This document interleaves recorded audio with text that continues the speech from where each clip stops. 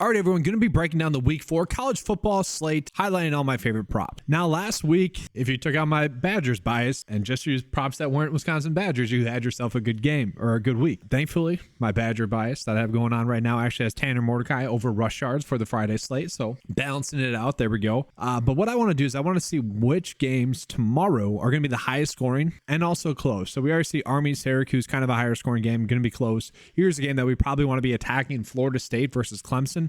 And guys, the reason why I want to see both a high scoring game and also a close game is, one, we don't have to worry a blowout. That's why I want to see the close games. And the reason why I want to see a high scoring game is I typically just bet overs. I have a better eye, I think, for that. So another game that is kind of standing out is going to be SMU versus TCU. That's going to be a very solid game. We got Tulsa versus NIU. We got a lot of good games, actually. Well, Western Kentucky, Troy. Here's another sexy one. Georgia Southern versus Ball State. We're probably not going to get any props for that one. Texas Tech, West Virginia, though we are. And what I'm noticing here is that a lot of these higher scoring games are going to be teams in which they have quarterbacks that tend to throw the football a lot. So maybe we're getting some good props in that regard. UCLA, Utah, decently high scoring game, close game. Man, I'm kind of liking the slate more than I liked the slate last week. So yeah, there's a lot of good games, it seems like. And then just the game everyone's going to have fun with. 74 and over and under. Oregon is 21-point favorites. A lot of people are going to enjoy that game.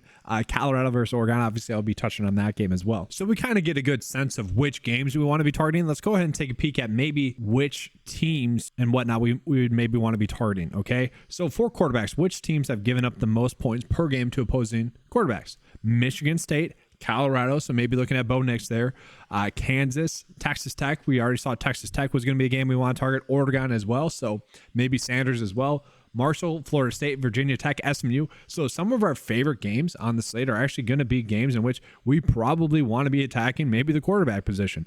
And let's take a look at it in terms of passing. TCU, that's a game that I actually kind of like. They have given up 912 passing yards. Florida State as well. So Colorado, Texas Tech, West Virginia, Michigan State. So let's just take a quick peek at all those quarterbacks real quick. I'm going to use DraftKings to do that. And then we're going to see if we have any props that would maybe correlate with what we want to be using. All right, so here we go. Looking at the Florida State quarterback, I want to be looking for quarterbacks that are going to be passing the ball a lot, like on average around 30 times if I'm going to be betting the over passing yards. So Jordan Travis, I would say you could potentially bet his over passing yards, but that's going to be one where I'm probably personally just staying away from. Now, Clemson's quarterback on the flip side of that has been someone we have seen. This game was a little bit of a blowout. We can see his pass attempts were not going to be that high, so this game's going to be a little bit closer, it seems like. Maybe we get more of the 37 or 43. The thing is, like, we haven't really got a good indication of maybe how much we could see Cade ended up passing the football. But it does feel like to me that if he's going to be passing the ball really over 30 times, this should be a good number. And especially when we look at it in like this regard, we can see Florida State actually does give up a lot of passing yards. So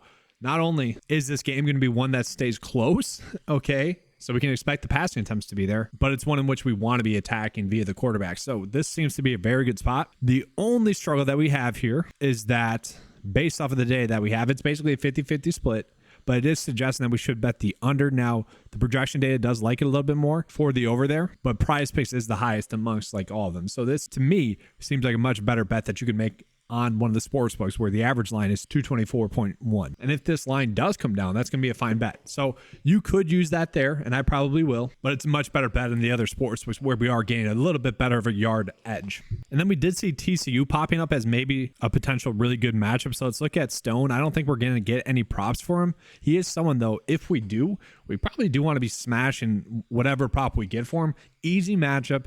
Has thrown the ball a ton. To me, that's going to create a nice safe floor. And yeah, last I checked, we weren't getting a prop for him. Let's see if we are now. Yeah, we're not. Double check on Underdog real quick, and we're not there as well, unfortunately. So let's just take a peek at that Colorado versus Oregon matchup. We know that that's going to be probably a spot for production, whether that be fantasy points, passing yards, doesn't really matter. So let's start with Bo Nix because we are getting some fun lines, I would say, on him. He is someone that hasn't really had to throw the football too much. Like the 2 out of his 3 games have been blowouts, so we do see the passing attempts be down, but the yardage total is up, and he has gotten 3 passing touchdowns in most of those games as well. Against Texas Tech, threw the ball 44 times, threw the ball for almost 360 passing yards, 2 touchdowns. Okay, had a very productive game. Now he goes against Colorado, who's really bad against opposing quarterbacks. Let's see the lines that we are getting on him. Oh, and in case you guys didn't catch this is a small update that I made, and it's one that I'm working on. A little bit of a work in progress, so like stuff like fantasy score.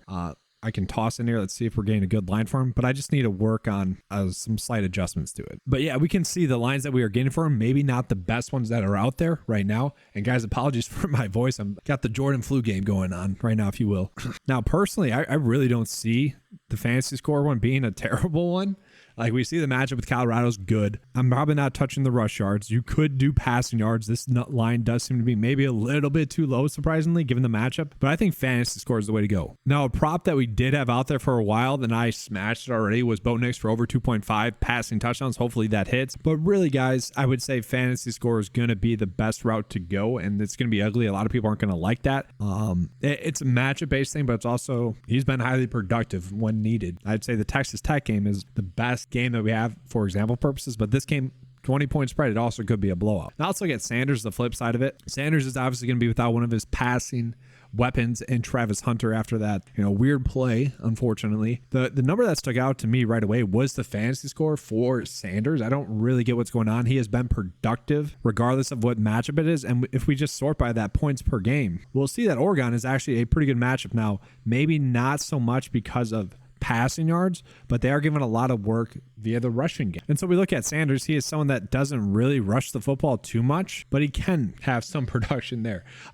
We know he's going to throw the football a lot, right? He needs to get it done. Passing yards, passing TDs. Tough to say exactly if he will, but obviously we probably want to be game stacking that game. It does seem to be like a fun one. So let's just take a peek at maybe potential game stack. All right, so here we go. I'm going to take out the fantasy score one here, guys, but we are seeing Sanders for over fantasy score is probably one that we could roll with. I don't know if we exactly want to be like, I don't think that's the way to attack this game, so I'm just going to take that one off, and there we go. So now we can kind of get a good indication of really what the data is telling us. And I don't know if you guys agree with this, but it's kind of telling us to somewhat fade this game a little bit. I will say, and we need to get some props on this one. Horn is interesting for sure, I would say, because he is someone that probably should have got there last week. He had a couple of bad drops. The air yards were there. He could have got there, but we know that the receiver number one is still going to remain as Xavier Weaver. He's just been going off. Now, I'd say 94.5 yards is probably a little bit too high. If you want to find a bet for him, it'd probably be over fantasy score. I feel like we're kind of forcing it though if we do that. And unfortunately, really all the props that I would say I like are going to be for the quarterbacks in this game. Like, you could try to find something for the Oregon receivers, and this would probably be the way to go, like betting maybe over fantasy score for some of them and pair that with Bo Nix, given how bad they are against the pass. And that's not a terrible idea. It does seem to be like we're trying to guess, though, by doing that. All right, so another team that we saw does give up a lot of production to the quarterback is going to be Texas Tech, especially for passing as well. And so who's the West Virginia quarterback? Well, we don't know for sure. So we're probably not going to get a prop there, and we probably don't want to chase that prop as well. That's kind of unfortunate. I will say one of the ones that I actually personally liked a decent amount was looking at the opposite side of that for the Texas Tech quarterback, because we have seen in games that are close, he is someone that is throwing the football a ton, okay? Through half the attempts last week, because that was a cupcake matchup. And so as long as this game is that high scoring and is a 5.4 spread, I actually think that would be the way I would want to go. And it's not like West Virginia is going to be a stay away matchup as well. We can just see those other games. If we're looking for like passing yards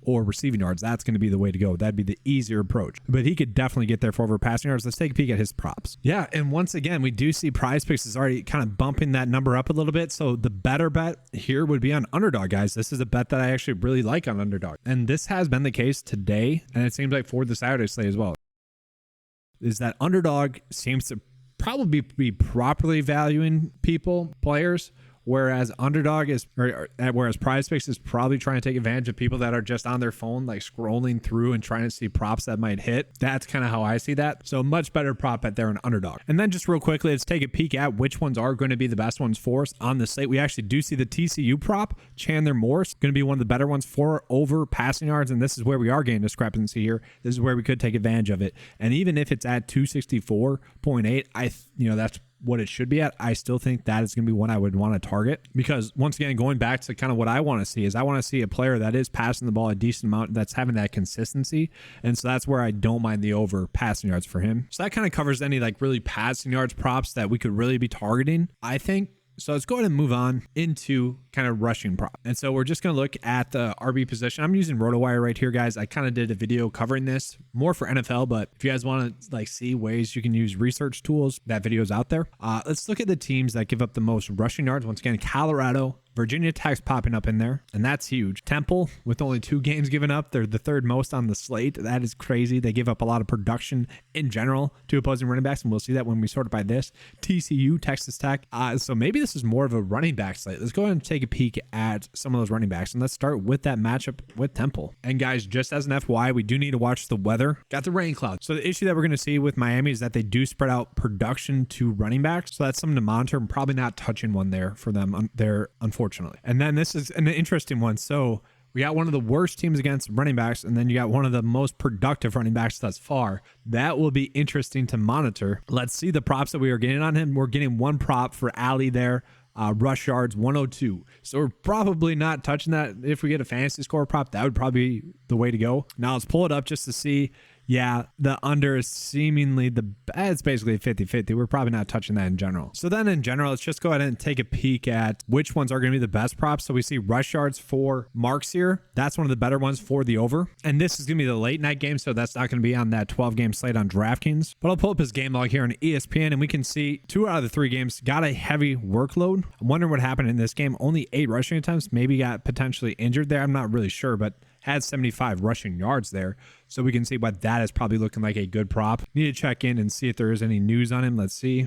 That just seems weird that he didn't get a full workload. And then just looking at it the other way around, we are getting some very interesting props. We can see Dylan Gabriel for under 19.5 rushing yards. I know that's probably a quarterback, but we can see that number is just too high compared to how Vegas is seeing that one. So I think that's one we can certainly roll with. So then let's just take a quick peek at the best props that we are currently getting.